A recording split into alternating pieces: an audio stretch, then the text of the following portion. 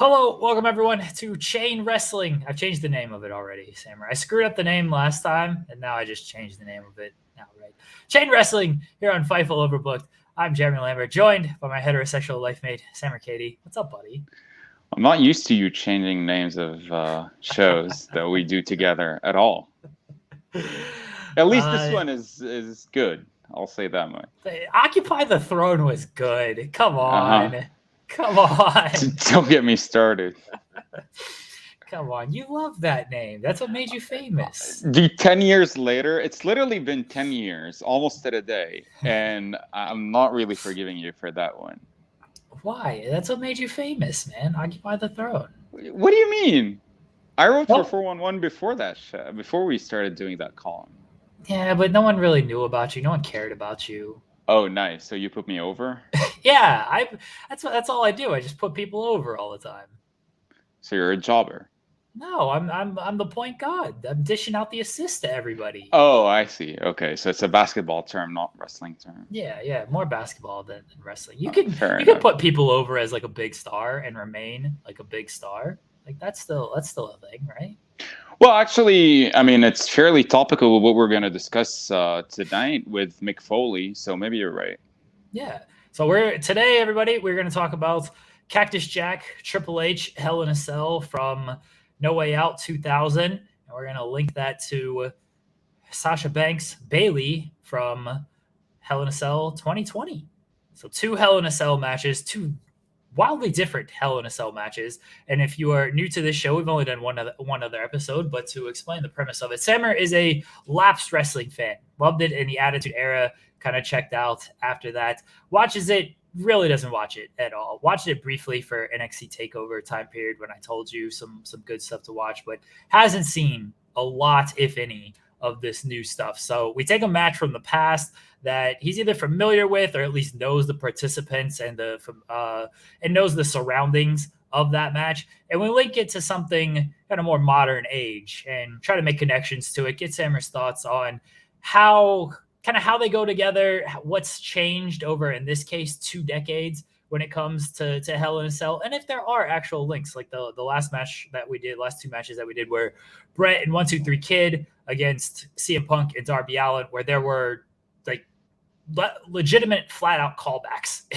in the CM Punk Darby Allin match to Bret Hart against 1-2-3 Kid. Not quite the same here, but I will explain to you why we picked these 2. You picked initially Triple H and Cactus Jack, Hell in a Cell. Why'd you pick this match?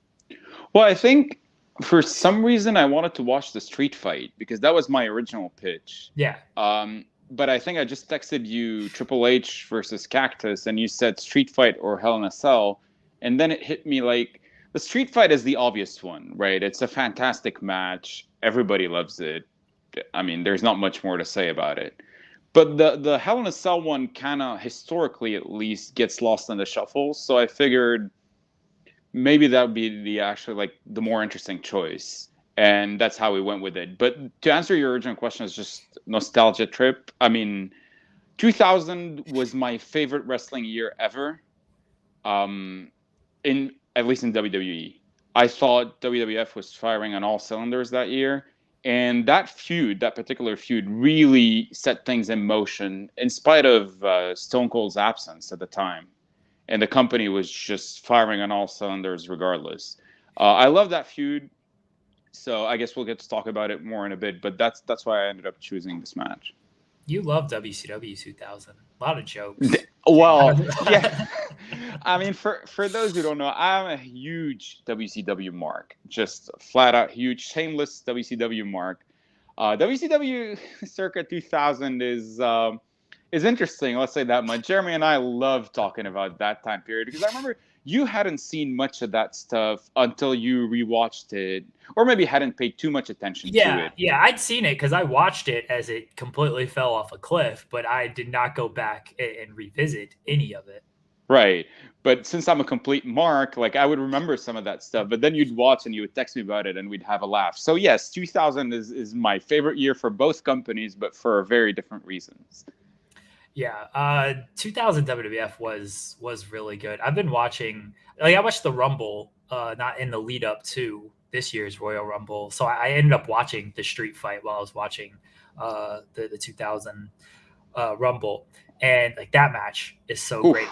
I'd not seen the Hell in a Cell in a while, so I'm glad you picked this. And then the Sasha and Bayley Hell in a Cell, I picked this match to link to it because I wanted to kind of show how the match has changed in 20 years, and to show that they're like a lot of the early Hell in a Cells, they're mainly memorable for like kind of the big bumps people are taking off the cell and everything. Not to say that Shawn Michaels and Undertaker is not like a great wrestling match as it stands, being the original Hell in a Cell, but people remember Michaels falling off the cage, and they remember Kane coming out. Sasha and Bayley is a different flavor of a Hell in a Cell match, and it is highly regarded. Matt McCoskey says in the chat, I'm here to say that Sasha Banks versus Bayley is the greatest Hell in a Cell since Triple H and Taker at Mania 28. That match fucking sucked. But no, the cell is okay. The Cell match was good. The singles match, the Cell match. Maybe one day we could actually rewatch that, because I remember when I watched it at the time, I didn't know what to feel about it, and people loved it. I thought the drama was nice. I'm not sure about the wrestling. We need to go back and rewatch that one. Maybe not soon, because we don't want to overdo the Hell in a Cell thing. But yeah, I don't want to watch anymore. I mean, this is like a good version of Triple H. I don't want to watch any Triple H past like kind of post quad stuff. Yeah, quad, exactly. Yeah, post quad stuff. I don't want to see like any of that. I watched Triple H and Scott Steiner for a review. I watched the whole pay-per-view. No Way Out 2003, I guess it was. I watched that whole pay-per-view, and it's Triple H, Scott Steiner. Fuck that match. So I definitely don't want to see any more. Did the math not add up? That match was horrible. It was better than the Rumble match. Like, that's not saying much. I mean, those are some standards right there. Yeah, that match is awful. But I picked Sasha and Bayley.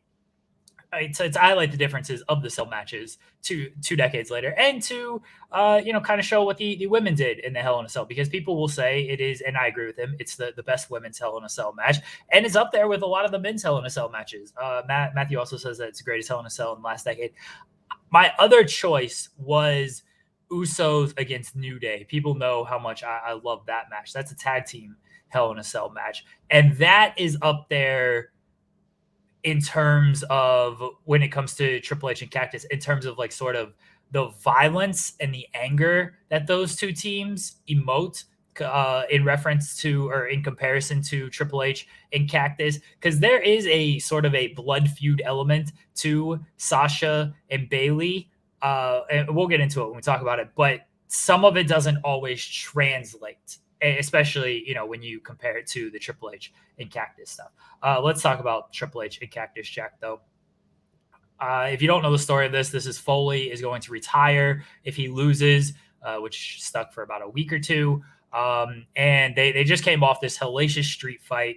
So now they're inside the cell. Foley, of course, the famous cell match against Undertaker, and he did the like tag team match on Raw that was in a cell that no one really remembers. Yeah. So he did that match, and everyone knew he was going to be crazy and go to the top. So they put a bunch of padlocks on there. He found a different way out, which was to create he threw the steps at Triple H, and it ended up busting the cage. And what I love about this is like it busts and like it's clearly open, and Foley, just like a madman, decides to launch himself through this cage anyway into the barricade, and then he launches Triple H into the barricade. The memorable spots from this is they climb to the top of the cell. There is the barbed wire 2x4 that is set on fire at the top of the cell. Foley does take two bumps. He takes one where he is dangling off the side of the cage, and he goes through the table, which is a bump they use a lot nowadays because it is the safe version of that. They don't want anybody, being tossed off the top of the cell. I guess Shane McMahon did it at WrestleMania with the crash pad. But yeah, they typically don't want anybody just being launched off the top, so they will do the, hey, let's dangle and then fall bump. And then he did the cell door gets broken when he took the back body drop through the cell and crashes through the mat and caves in the mat. Triple H wins with the pedigree. Overall thoughts on this match, Samer? It's hard to separate the match from the feud itself. I think some of the stuff they do is a throwback to the Rumble. Mick Foley's whole deranged thing goes back to him turning in that awesome promo. I think I texted you about that the other day when he went from Mankind to Cactus Jack on SmackDown, and Triple H sold that amazingly. Like, that feud made Triple H, by the way. Like, that Triple H was the top heel in 2000 because of that feud, and it was unbelievable. Like, I love one of my favorite feuds in WWF history.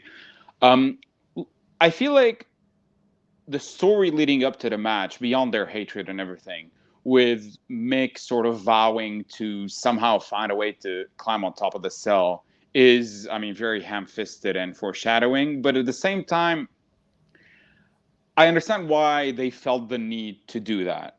Because to take something into account, that up until that time, Hell in a Cell hadn't quite been done to death in WWF at the time. I think on pay-per-view, I mean, Undertaker and Big Boss Man, I don't think that counts. I think that this was technically the 6th Hell in a Cell match. I mean, you have the Raw one, Boss Man and Taker. Those are the ones that are forgotten.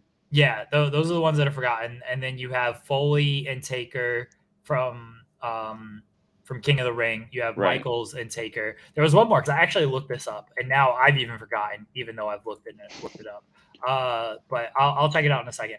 But yeah, this was technically the 6th one. But in my mind, this is there was actually 2. There was actually 2 on Raw. There was the tag team match, and then there was Mankind and Kane that happened on Raw as well. And then, Taker and Boss Man. But this was, like the 3rd biggest one. Right. Everyone just remembers, no one really remembers the 2 Raw ones. And then, Boss Man and Taker. Like, who gives a shit?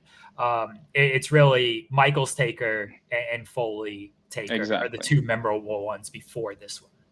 And Mick had kind of painted himself into a corner a couple of years back when he took that, like, those couple of insane bumps, because, first of all, how do you top that? But more ironically, he did that because he felt he couldn't top the Undertaker-Shawn Michaels match. So that's, I mean, the story is well documented, obviously.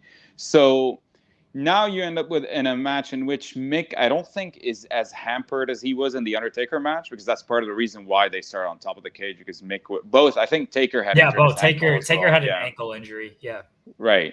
So you kind of had to mix in some of the, like, the physicality of the first Undertaker-Shawn Michaels match with the insanity of Undertaker and Mick. And to a large extent, I think they did that. In hindsight, if somebody says, but I kind of, like, hate how they made that the whole point, that Mick was going to climb on top of the cage when it was supposed to be Hell in a Cell and you're stuck in there, I get it. And it definitely set up the expectation for future matches whereby, who's going to take the big bump. Like, they did the Rikishi thing in the 6-man. Like, so I get all of that. But in isolation, I think this was a great match that gets a bit lost in the shuffle historically. I feel like, much like their Royal Rumble match, there was the element of physicality and intensity in the way they were hitting each other, even with the weapons and the smoke and mirrors and stuff. You can feel that. Like, it's well delivered. The bumps are big. Everything looks good. They do the blade job and everything. The fighting outside the ring it's standard now, but I think a lot of structure, like the structure of that match, to be fair, at the time hadn't been done to death yet. So even the spots on the outside that became just synonymous with WWF main events, not just Hell in a Cell, but like table bumps and, pile driver on the table and stuff. It's been done, of course, but I know that some of that stuff hasn't aged too well in terms of innovation, but it definitely added to the physicality of the match and how brutal everything was. I loved how they were able to make their way out of the cell. It's not, some cameraman got hurt or some kind of contrived way. It's actually Mick just tried to kill Triple H with the steps. Triple H ducks, and it ends up, tearing a hole through the cage. Like, it's on point, actually, with the insanity of the whole thing. So I love that part. I feel like there was a bit of a lull in the action in setting up the final portion where they would climb on top of the cell. Because, like, you can kind of, like, sort of narrow down the match to really 3 stages. one, everything that was happening on the inside, then when they make their way outside the cell, and then, of course, when they make their way to the top. Some of that stuff when they were outside, you do feel a bit of the lull because everybody knows what's happening next. So I think that kind of maybe killed it. I do think that the first bump off the cell where they redo the kind of similar to the Sean one where he just, goes through the table. I don't think there was a particular need for that. I think it was they did two big bumps, and I think the first one might have been unnecessary. It doesn't help that the timing was a bit botched, where Mick had to kind of like look behind before he would fall. And I understand why he would do that, of course, but it didn't look quite good. Once they made their way to the top, it really added to the whole sort of grandiose nature of the match. It really feels like, because WWF, they did one great thing initially, at least. They did so well in establishing Hell in a Cell as sort of the go-to thing to blow off a feud. Like, that's the most insane match. Who knows what's going to happen? And the sight of both of them on top of that cage, and when Triple H fell and like portions of the cage was actually just being torn off, like, that was legitimately scary. Of course, we're watching it with the benefit of hindsight, so we know he doesn't fall through. But, and Mick actually just goes there and starts beating him up. Like, there wasn't like a very over the top and in a great way element to the spectacle that was happening on top. And then, of course, lighting the 2x4 on fire and the big bump, which, I mean, was definitely nothing as insane as the Undertaker one, but by design, you didn't want Mick to die. It delivered its purpose. And Mick even kicks out initially, which adds to, how, him being just insane and having heart and fighting to the bitter end. But with the exception of that, like, lull in the action when they were on the outside, I loved every other portion of the match. I really loved what happened on top of the cell. It must have been scary as hell being up there and doing some of the things they were doing, and things could go wrong easily. I think we take it for granted that, they just know what they're doing, and they do, but it's still nuts that this happened. And I think this match probably gets underrated in hindsight. There's certainly, once they get to the top of the cell, like, a lot of drama, because like you said, when Triple H is kind of bumping up there, like, it doesn't seem like it's very secure. No, not at all. And so, like, that definitely adds to the drama of stuff. You're right about the sort of lull, and the biggest kind of culprit of that is, like, when Foley's trying to throw that chair on top of the cell, and he tries like 2 or 3 times and it's just not working. It's like, all right, like, this just clearly isn't working. Abandon it, or just try to bring it up with you, whatever you want to do. But you got to figure something else out right here. There was definitely a sense of urgency because, Triple H, he gets tossed to the outside. They're on the outside. They climb up. And then as Foley climbs up, Triple H is able to knock him down and hit him through the table. And there's the sense of urgency from Triple H of, I got to get away from this man because he's going to try to kill me. Like, how do I do that? And for Foley, there's a sense of urgency of, like, I have to do whatever I can to save my career. And, like, I'm going to go into the elements that I'm comfortable with.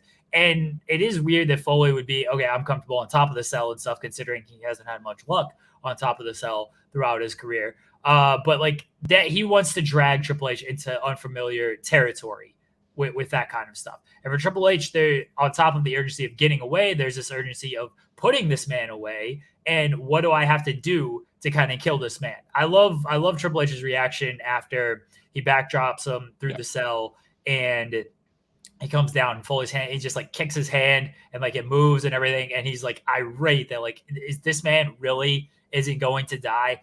And I also like that it's just one pedigree after that, because for some reason I had this recollection rewatching this match of, they used tacks in this match. And he actually, and maybe I was blending the street fight with it, but for some reason I thought like tacks got involved. And I was watching with the girlfriend, and she's like, does the sledgehammer get involved in this? And it didn't. But she thought that it might. And like, I was happy that there were no tacks, there was no sledgehammer. It was just he took this hellacious bump. He'd already taken the table bump. He'd already been beaten out up throughout the match. He takes the bump where he goes through the cell and crashes through the ring and everything. That's a huge bump to take.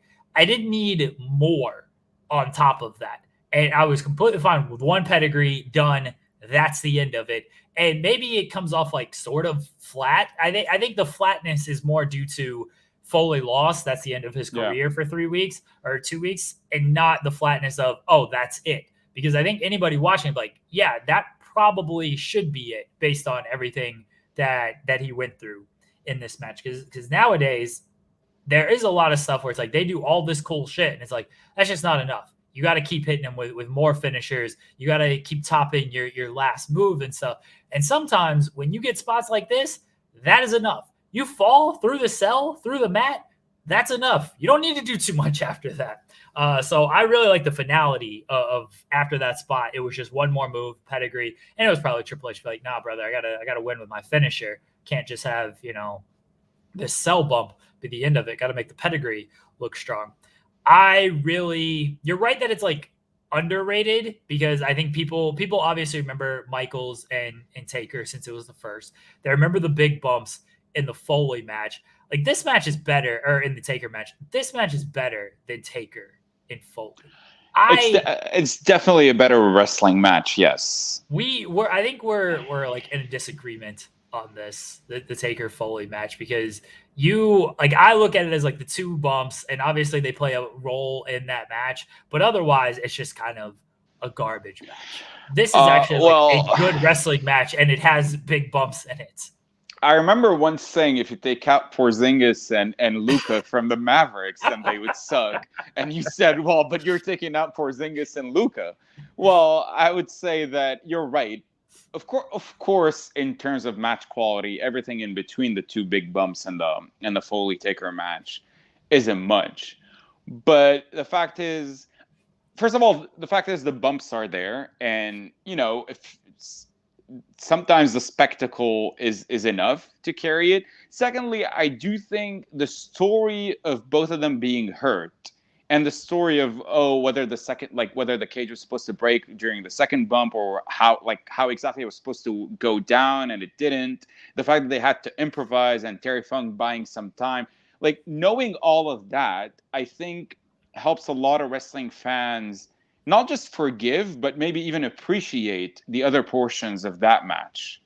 Because Foley still doing the tax spot, and him forgetting if they use that backstage and asking Vince, and Vince going, Mick, look at your arm. Like, we know so much about that match that we can't help but love every second of it, just because of the story into how it all went down, and the amazing feat that, first of all, both made it out alive.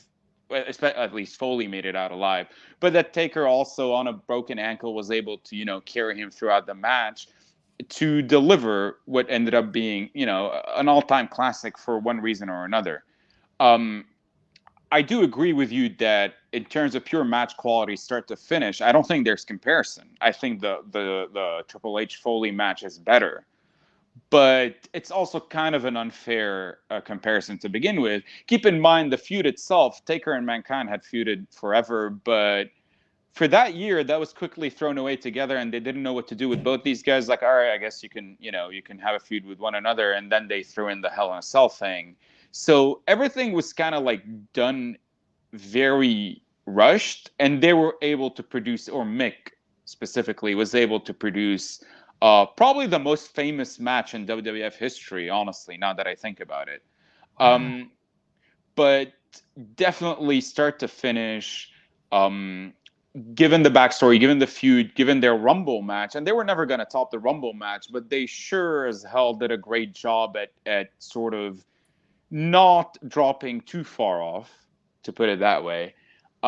Makes it great. Of course, what doesn't help is something that you've kind of referenced already a couple of times, which is that Mick ends up unretiring a couple of weeks later.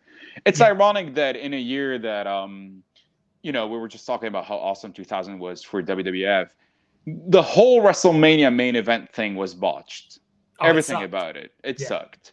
And Mick unretiring was part of that and added to the whole thing with the four McMahons and then Big Show being involved. But that's neither here nor there. The match itself, I think, was fantastic. I agree with you about Triple H's urgency. I think Triple H, he did his best acting of his career during that feud. Like his facial expressions, being scared of Mick but also hell-bent on destroying him, is really on point. You're right about his reaction after. You don't think that some of his best acting was when he had the poisonous face after getting bit by the snake during the Austin feud? Do you remember this shit? I do. Oh God, awful stuff. The best acting of his career right now might be that he's still happy in WWE after they took everything. Oh, dude, yeah, I've loosely kept up with what's going on with the Shane drama and before that the Triple H drama. But I'm not quite familiar with what's happening other than maybe Vince going insane and wanting to be the dictator. I mean, it's partially Vince. It's also Nick Khan. It's just like, here's how we're running the company, and Vince being like, all right, sure, pal, we're making $1 billion. Seems like things are going well, and Triple H just wants to have his cool little indie fed that got the shit kicked out of him by AEW. So Vince is like, you get nothing now. I mean, it's just funny that Shane and Triple H, two guys who at different points thought that they would inherit everything, end up where they are now. Vince's favorite sons are Nick Khan and Bruce Pritchard. He doesn't give a shit about Shane McMahon and Triple H. His actual favorite son is mid-90s era Shawn Michaels, but True. That's everybody's favorite son, though. Yeah. It's a hell of a match, no pun intended. Like it was a great match. It was. And then the modern day version of this, so the one we're going to link to, Sasha Banks and Bayley. Did you watch the pre-match video for this? I did. From what I recollect, it's the typical, tag team, and one person turns on another, and they end up being, former best friends who hate each other now, kind of like Gargano and Ciampa and that type of stuff. It's similar. Like they were friends. They were kind of like enemies, but like respected rivals for a while. And then they became a tag team, a lot of success, and then they eventually, the turn came. Bayley turned because it was, I'm going to get you before you get me type of deal. They had a very famous match in NXT that like is pointed to kicking off the women's revolution at NXT TakeOver Brooklyn. It might be one of the best women's matches, at least in America, of all time. Not might be, like it is. So like they have a rivalry that even predates like their time in WWE and everything. But yeah, the story of this match is long reigning celebrated tag team. Bayley turns on Sasha and I'm going to get you before you get me type deal. Here we go. Hell in a Cell.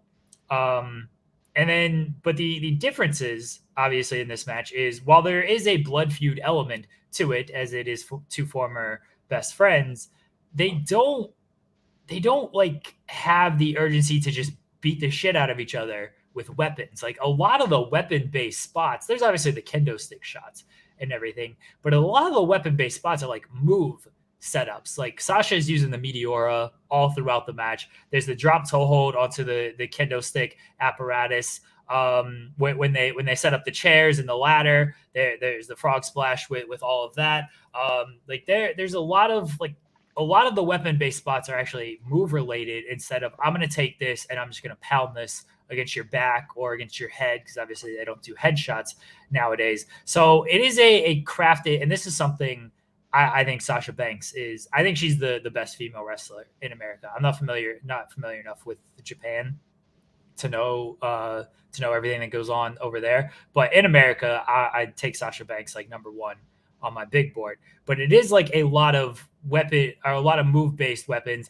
And I want to get your thoughts on this, of how they kind of laid out this match. And before we even go there, like how you're not really familiar with Banks or Bayley, are you? Is this the first time you've like seen them wrestle?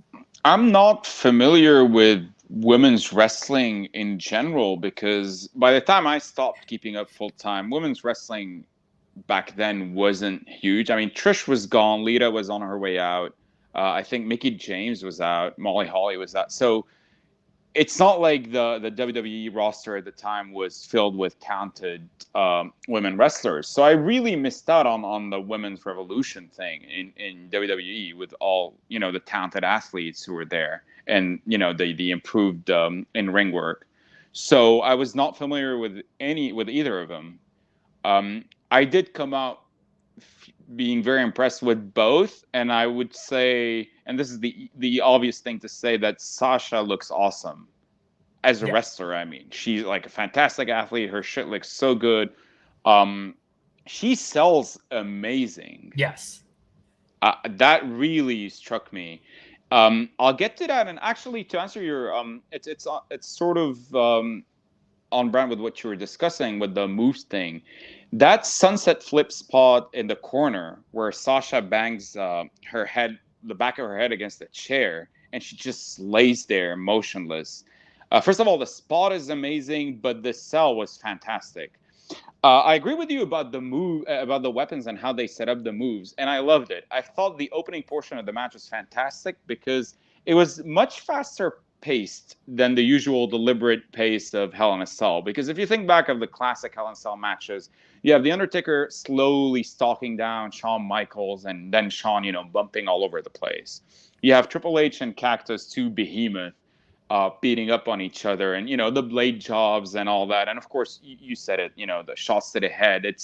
Since you can't do that now, you kind of have to. And even some of the less celebrated matches, like Kevin Nash and Triple H. Kevin Nash. Fuck off with it. Dude, I just need to name drop Kevin Nash. What are you talking about? Off referencing Kevin Nash. No one remembers that fucking match. What do you mean? No one remembers that match. How dare you? No one. I will not have some big sexy slander. What was the finish to that match, Samer? What was the finish? Triple H hit him with a sledgehammer, I think. Yeah, you don't even remember. You don't. No, it's an educated guess that I think is correct, but I don't remember at all. To go back to that though, to the match at hand. I love how they set up the weapon spots because they weren't too contrived. It felt seamless. Some of them quite creative, like, using the steps and the cage to set up the kendo sticks. I have no idea what Bayley was doing with the whole duct tape thing, and I'm glad she kind of ditched that because, I mean, it was funny asking the ref to help her with the duct tape. That was at least like a good save, but that was, I think, the only sort of lull in the action. But everything else was really great. They really used sort of the ringside portion really, really well. And it wasn't just the usual, pick up a weapon from underneath the ring and just hit her with it. It wasn't that simple or straightforward, which we typically see in these matches. Not just Hell in a Cell matches, but pretty much any sort of no-holds-barred type match. So they kind of use the environment well and sort of to their strength. So Sasha's weapon-based moves were like ones where she was able to use her agility, which again, usually we don't see in Hell in a Cell because, at least from back when I was watching, and I sound like such a boomer saying this, it's a lot of heavyweights, right? Or at least, one heavyweight and another guy bumping. So it was nice to see some like faster paced, flashy moves being used, not in a very contrived way, but quite seamlessly actually, and adding to the story of the match as it picked up in intensity and brutality as the match progressed. The opening portion of the match is actually my favorite up until the finish. Loved the finish. But I really loved almost every second of the match. And this was going to be my hot take, actually, but somebody in the chat called it the best match since The Undertaker and Triple H at WrestleMania, the best Hell in a Cell. This is officially my second favorite Hell in a Cell match of all time. That's my hot take. Behind The Undertaker and yeah, The Undertaker and Shawn. Behind Triple H and Kevin Nash. How many Hell in a Cell matches have you seen? Because you haven't seen like a lot of the like newer stuff. That's true, but I've seen. Okay, so the ones that I've seen pretty much the classic ones up until I would say 2008, and then I watched The Undertaker and Triple H. So I've seen even the less celebrated ones like Brock and Taker. I've seen all the 2000s era Hell in a Cell match, which are quite a few. Like, I'm looking at some of these Hell in a Cell matches, and I'm thinking, like, yeah, a lot of these do just kind of suck. Like Triple H and Jericho sucked.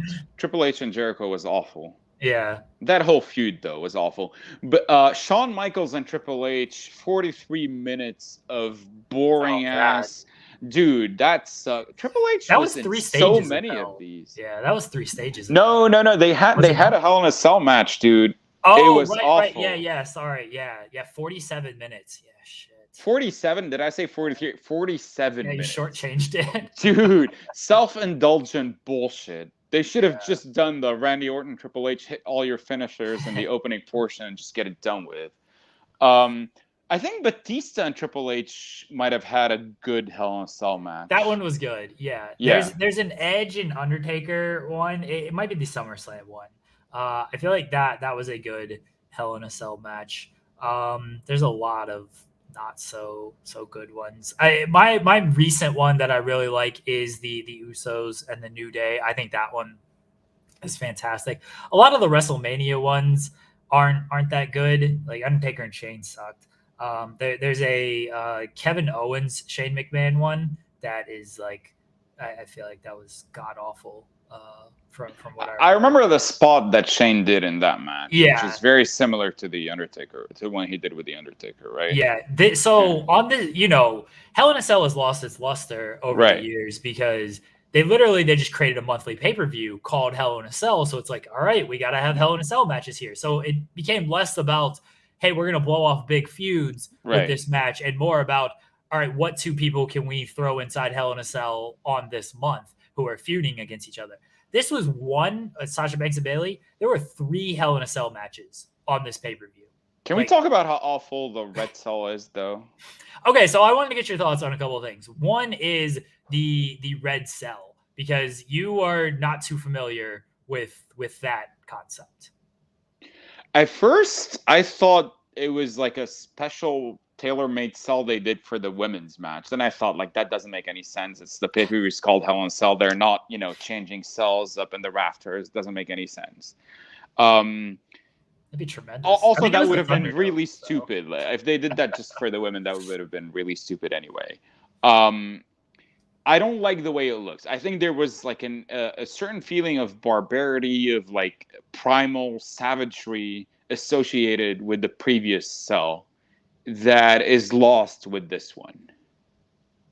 That's completely fair. I know I don't remember when they switched to the Red Cell. I have to look this up, but I remember a lot of people did not like when they switched to the Red Cell because, like, one, people just don't always like the kind of change, but 2, like, they did lose that kind of, like you said, that factor of barbaricness, because it did just become like it was a play set essentially. They wanted to make it safer, which I'm all for, making this stuff safer for everybody, but it was a way to just kind of, hey, we're gonna sell kind of a new play set off of this, and it just doesn't look as good, honestly. Like it doesn't look as good, and I know a lot of people didn't like it. I'm not a total fan of it either, but I've become so used to it that when in rewatching this match, because I watched them back to back, I accepted that the old cell looked out of place, because I've just accepted the Red Cell as my Lord and Savior of the WWE universe.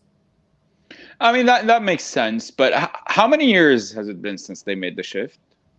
I don't recall. I'm looking it up to see like when they kind of switched to the Red Cell. Red Hell in a Cell. Great radio, me Googling stuff. It looks like it was changed in I get it. Why? How come these articles like don't have actual information? Do you want me to fill up airtime by talking about Kevin Nash? It looks like 2018 maybe is when they switched it. So yeah, it's been a little while. Yeah, red structure to make debut at Sunday's event. This was in 2018. So there you go. Yeah, it doesn't look quite as intimidating as the previous one. But then again, maybe it's quite on brand with the Hell in a Cell becoming, as you said, a playset or a brand, right? Like it's a pay-per-view, so it's kind of it's giving the pay-per-view an identity. Like, okay, it's a red cell, rather than, it being the end-all be-all blow-off to all blood feuds that it used to be. They're doing cell matches. I mean, I know they did like cell matches on I know they did cell matches on Raw back in the day. They legitimately, so this is a funny story. So they did the Hell in a Cell pay-per-view, right? In 2021. The night before the Hell in a Cell pay-per-view, or 2 nights before, they were supposed to do Roman Reigns, Rey Mysterio, Hell in a Cell at the pay-per-view. And instead, they put it on SmackDown because Fox wanted a Hell in a Cell pay-per-view. So they put Reigns and Mysterio inside Hell in a Cell on SmackDown. That's one. They do the Hell in a Cell pay-per-view. They have 2 Hell in a Cell matches on the pay-per-view. The next night on Raw, USA Network also wanted a Hell in a Cell match. So they just did a random Hell in a Cell match on Raw the night after the pay-per-view. So they did 4 Hell in a Cell matches across 3 different shows because Fox wanted one, USA wanted one, and they had their own pay-per-view where they had to run 2 of them. That is what Hell in a Cell has just kind of become. Yeah. Like, we just want to do, like, the networks want it because they think it's going to pop a rating. And I don't recall. Like, I'm sure it did, like, pop a couple 50,000 or something, and then of course it immediately dropped back down. But like that's what Hell in a Cell has become. It is definitely not about like, hey, let's blow off feuds. It's here's our monthly pay-per-view, or hey, we just kind of want it on this night. They still like do put some feuds around like we're gonna blow it off on this event and everything, but for the most part, it is just you're gonna see a rematch between these 2 competitors the next pay-per-view, and who cares what Hell in a Cell is. Yeah, that's a shame because, and I mean, this is also like grumpy old man talk, but we understand it's not the Attitude Era anymore, and I think we accept that. It's been over 20 years, and we can get over it. But the concept of Hell in a Cell at the time, dude, like playing SmackDown 2, Know Your Role, and seeing that Hell in a Cell was a gimmick match included in that game was mind-blowing to me. Yeah. It really was, because that was the match sort of that's kind of like defining of that era in terms of blood feuds, and delivered some of the best moments in WWE history. So it's a bit of a shame to see it so watered down, but at the same time, it's quite on brand with pretty much everything nowadays that's been going on for a while. Like, eventually just going to get oversaturated. Ricardo says, have you not shown this man Hell in a Cell 2019, Fiend and Rollins? I have not. If you ever pick like some shitty WCW, like kind of comedy, like just garbage match, that the Fiend and Rollins Hell in a Cell match will be high on my list of potential. I mean, we can literally draw a random WCW match from 2000 and it would be fitting. Honestly, yeah, like that's 100% true. My other kind of question for you is, so this took place inside the Thunderdome, and I know you mean the Superdome. I'm kidding. Go ahead. No, the Thunderdome. The Superdome was Hogan's blunder, but yeah. Oh, but it was the Silverdome. Yeah. Yeah, it was he said the Silverdome when they were in the Superdome, but this was the Thunderdome with the the digital screens and everything, and the piped in crowd noise and all this stuff. Like watching the Foley and Triple H Hell in a Cell, like the crowd and the drama, or the drama of the crowd and the way the crowd is reacting and anticipating and just buzzing around that match obviously enhances it so much. And then you've got these 2 women who are busting their ass out there in front of these digital screens. And to me, it really sucks for them. Like the match is still great, bless them. But now they pipe in so much crowd noise, even though live crowds are back. They're like, I'd almost like it kind of felt like the crowd was actually there for this match. But what did you make of the Thunderdome and the piping in of the crowd noise as these women are trying to kill each other? Well, it was a bit surreal. Like, I mean, well, a lot of things will feel surreal once we look back at this pandemic, if it's ever over. But it was a bit surreal, first of all, seeing sort of like the, I guess, what do you call that thing? Whatever those faces in the crowds are, like whatever they are. Digital screens. They're Yeah, digital. digital. Yeah, that's what they were. Digital screens.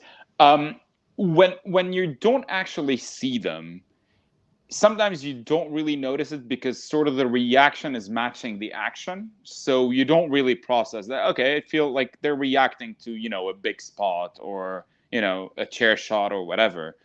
But thinking that there is no crowd in there, especially when you hear them talk. No, I don't mean calling spots, but like just talk to each, like trash talk or whatever. You can hear the competitors. It kind of puts it in perspective in comparison to the Triple H Cactus match, because when Triple H and Cactus were on top of the cage, you can see people in the audience standing doing this in anticipation of something horrible happening. Like there were legitimate worried faces in the crowd. And I think that's priceless and cannot be replicated or replaced. But in a way, it makes what those girls did maybe not more impressive, but it kind of it allows you to appreciate it even more that they went out there and did that in an empty arena, basically. I think, I mean, I definitely agree that what they did, it kind of is more impressive, honestly, because the way, and I praise Sasha as the best female worker in the United States. Like the way she structures matches is just excellent, and Bayley is very good at structuring matches as well. But there's a little bit more evidence when it comes to Sasha. Her resume holds up a little bit better than Bayley's. So especially in like bigger matches, but they structured this match in such a way to where they didn't need these big ooh and ah moments because they just did kind of have like a wrestling match, and they had the elements of the weapons and everything in it to make it have some of the dangers of Hell in a Cell. But at the same time, like you could have done this match just kind of as a street fight and done very similar stuff with what they do. Obviously, the placing stuff in between the cell and whatnot, you couldn't quite get away with that. But these two women are creative enough and smart enough to get around that. Like they did not need the let's fall off the cage type of thing. Let's go to the top of the cage, because as I said, there were two other cell matches on this pay-per-view. The first one was Roman and Jey Uso, and the kind of story of that was sort of the family feud storyline, and that was just kind of Roman kicking the shit out of Jey Uso until his brother came in. That was another match that like really didn't need the cell, but it did. They did use it in a way to add a little bit more danger to it, and more of like, hey, let's lock in here and we're gonna beat this man within an inch of his life until his brother comes out. And that was a match, and you mentioned it with the trash talking. That was the thing that was very prominent throughout the Thunderdome era. And this was explicitly stated by like a lot of WWE officials, producers, Vince himself, of like, we got to turn like the trash talking up, because otherwise there's not as much like ambience when it comes to this stuff, because there is no crowd reaction. We're just piping in stuff. So we got to trash talk a little bit more when you're in the ring. And then the other cell match that was on this did have going to the top of the cage, taking a bump off of the cage, and that was Randy Orton and Drew McIntyre. They did do the, hey, hang on the side of the cage, fall off of it gimmick, and they did go to the top of the cage in that match. But this match was just a very structured Hell in a Cell match that really didn't even need like the Hell in a Cell. They played into the element and the environment, but it didn't fully need it the way some other Hell in a Cell matches throughout history have, as like a big blow off, or using that element of, okay, let me throw you into this cage, let me grate your face, I can't escape type of thing that a lot of Hell in a Cell matches will have. Yeah, they could have had a very similar match under a different gimmick. With a few tweaks here and there to the relative to the environment, and that's about it. But you're right and it made sense actually that they would keep it within the confines of the cage, though, with no audience there. I know you said that another match they went outside and they did the bump thing, but that must have felt just empty because I mean, No, come on. They piped in big loud cheers for that shit. It was great. The crowd loved it. The fake crowd loved it. They were going crazy over it. there's just, in all seriousness, there's just no replacement, especially in that sort of environment. Like Mick Foley can light up a 2x4 and lift it up, and the crowd would go nuts, and that's adding to the match. Like that, like if you just recreate that match in an environment with digital screens, I guess. Honestly, it falls very flat. It falls very flat, exactly. Yeah. So what do you think overall as far as the differences between the two and how everything is sort of aged from 20 years ago when these matches took place? From an in-ring perspective, I mean, the comparison isn't really fair because they're just so different on pretty much every level, honestly. It was, if this is a representation of what modern Hell in a Cell matches are, which I don't think it is, judging by what you're saying, because many of them, as you said, just remain flat and they try to recreate the same stuff. I love the creativity of this one. You're right in that it didn't need to be a Hell in a Cell, but the fact is it was, and they were able to use that to add to the match without it necessarily being sort of the dominant effect of the match itself. Whereas the Triple H Foley match, I mean, you said it yourself, it was basically the third big Hell in a Cell match, at least, on pay-per-view. It was almost like they had to remind us of what Hell in a Cell is at every given turn, which is fair for that time.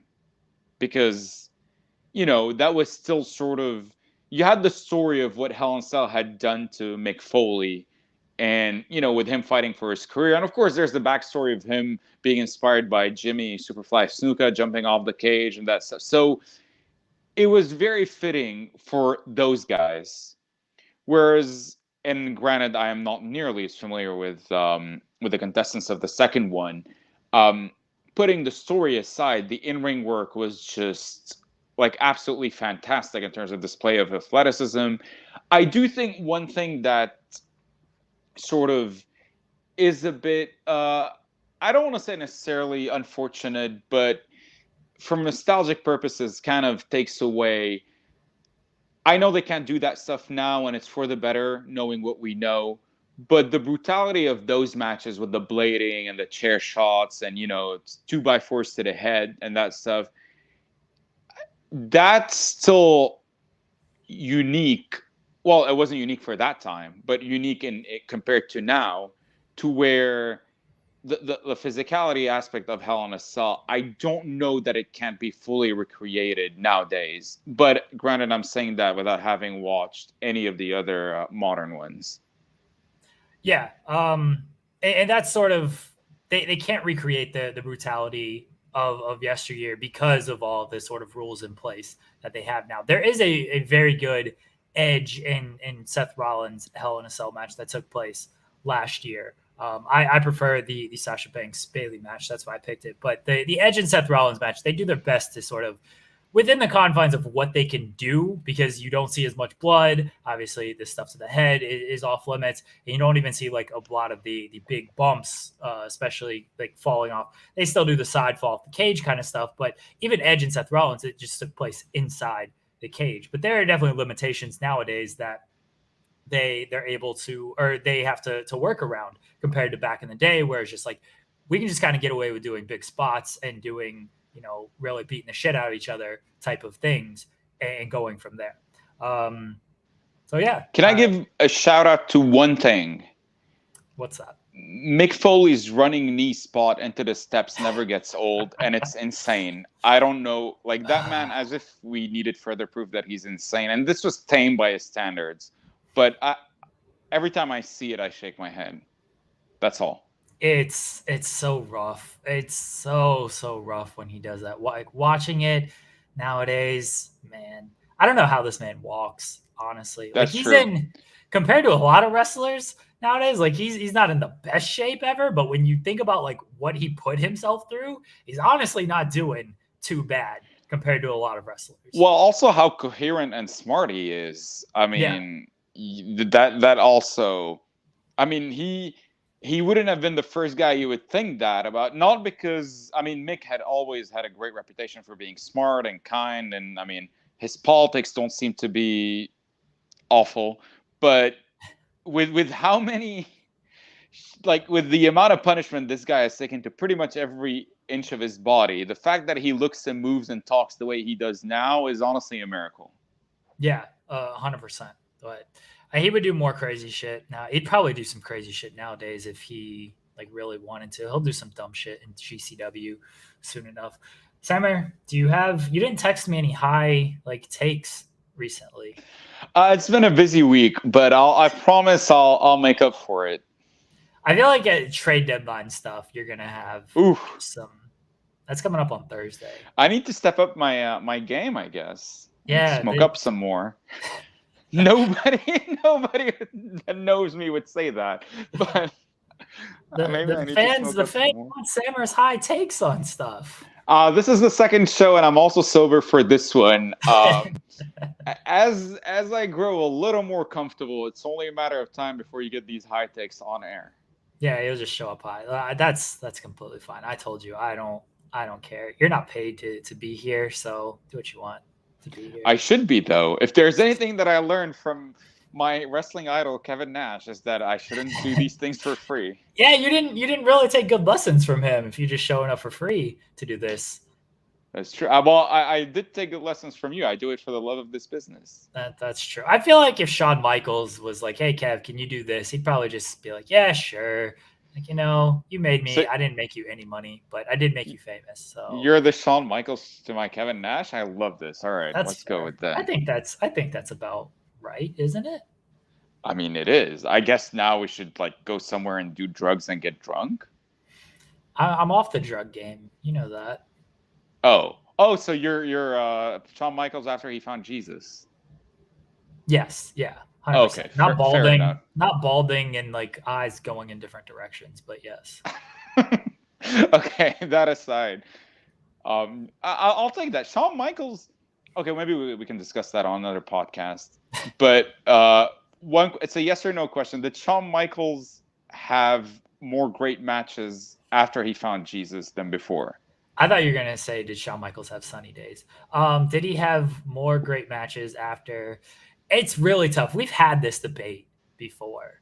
It's man, there's so many gems from the pre back injury, but there's also just so many great matches post back injury as well. Maybe that's not recent kind of Shawn Michaels. You have not seen the Saudi match, have you?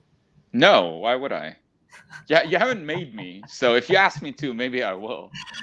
If you pick Shawn Michaels Taker and Shawn's last match, Bulls ending Shawn Michaels, and we're gonna watch Wizards ending Shawn Michaels. If that's what you pick. By the way, Shawn having sunny days is confirmed by both of them. Brett having sunny days, that's the question. That's been confirmed. He's a family man. He would never. Ricardo says it should pop you that he buys his weed from Val Venus. Wow. If that's dude, that's awesome. Is it any good? Ricardo will answer that in about 30 seconds after this delay comes through. All right. I really want to know. I refuse to get off this podcast before I know if it's any good. I assume it's good. Ricardo's always here having a good time, and he keeps buying it from him. So I don't know why. Look, if Val Venus is selling me weed, I'm buying it, even if that shit is horrible. I'm buying it, and I'm playing his entrance music while I smoke up. I'm sure Kenny Omega would love that. Have you done the entrance for Kenny Omega? You should just do that one time, just see what happens.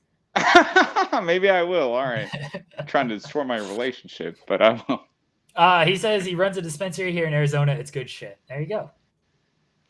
Well, Val Venus, grower of good weed, haver of shitty opinions. I feel like he's sexist and all this shit. He seems is he? Person. Yeah, I think so. A wrestler from the 90s with a porn star gimmick. I'm shocked. Sells good weed apparently. So yeah.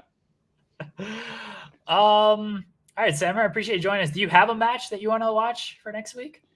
I had like 3 in mind, and maybe we should discuss them off the air because we're gonna digress a lot.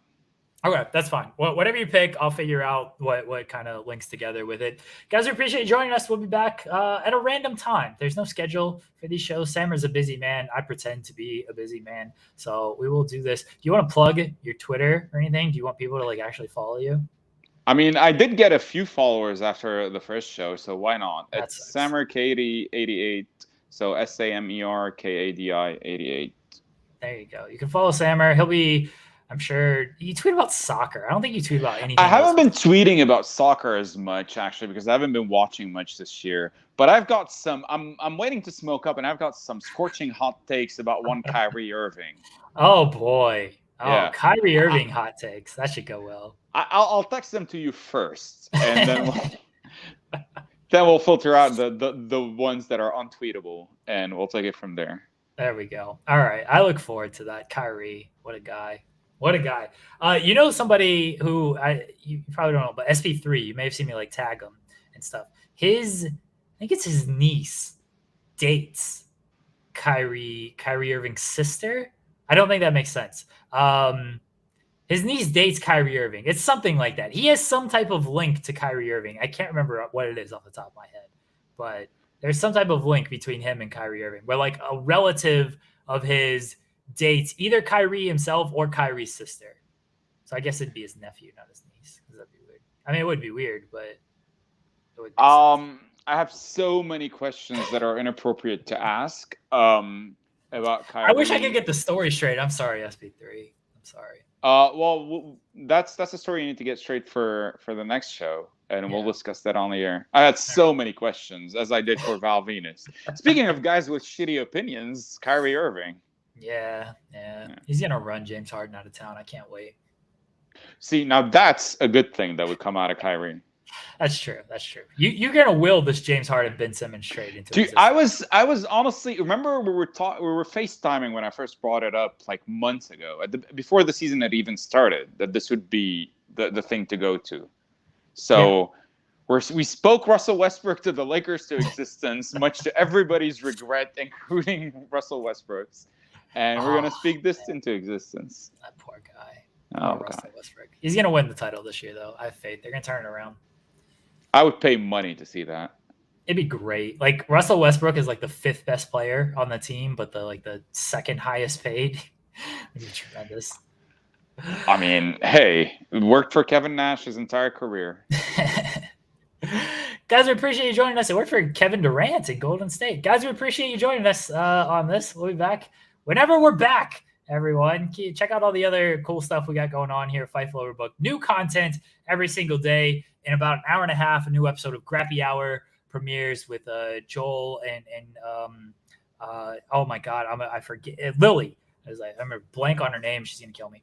Joel and Lily will be on Grappy Hour in about an hour and a half. Check that out. Check out all the other stuff we're doing. Appreciate you guys. We'll talk to you guys in a week, 2 weeks. I don't know, but we'll talk.